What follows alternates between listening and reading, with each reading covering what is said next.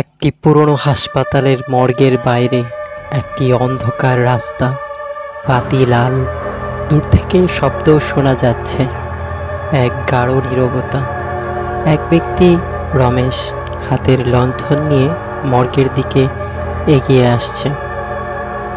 এই জায়গাটা একসময় স্বাভাবিক ছিল, এখন কিছুই স্বাভাবিক নেই।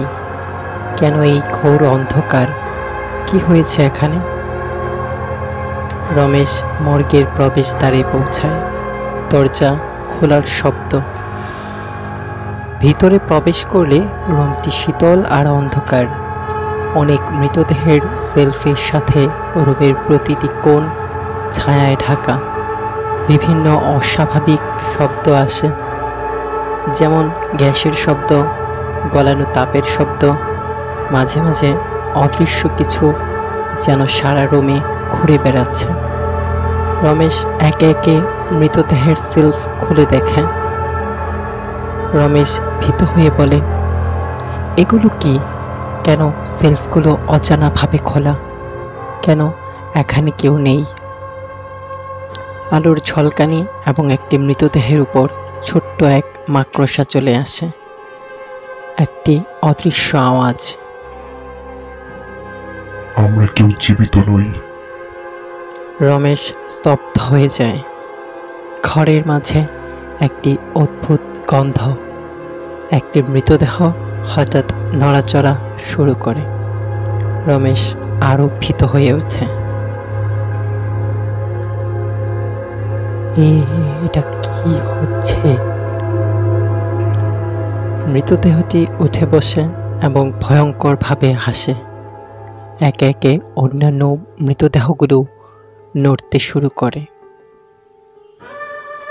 ভালোবাসা আর মৃত্যু একই পথ। রমেশ বলে, না না, আমি জানি না এতে কি হয়েছে, কেন এগুলো চলে আসছে। রমেশ পিছু হাঁটে, কিন্তু সে জানে যে মর্গের অন্ধকারে কিছু ভিন্ন ধরনের উপস্থিতি রয়েছে এবং সে আর বের হতে পারবে না। রমেশ একে একে দরজাগুলো পরীক্ষা করে, কিন্তু সবই তালাবন্ধ। রমেশ বিস্ফোরিত চোখে বলে ওঠে, এগুলো এখানে আর কেউ নেই। হঠাৎ মর্গের ভেতরের অন্ধকার কোণ থেকে একটি কণ্ঠস্বর ভেসে আসে। তুমি চলে যাওয়ার চেষ্টা করেছ, কিন্তু আমরা জানি তুমি আর ফিরতে পারবে না। রমেশ ঘরটির মধ্যে একা একা বিচলিত হয়ে পড়ে। কিছুই আর পরিবর্তন হবে না। আমাদের মতোই তুমি একদিন মরবে, আর আমরা চিরকাল এখানে রয়ে যাব। রমেশ হঠাৎ টালমাটাল হয়ে পড়ে। হাত থেকে লণ্ঠন পড়ে যায় এবং পুরো মর্গ অন্ধকারে ডুবে যায়।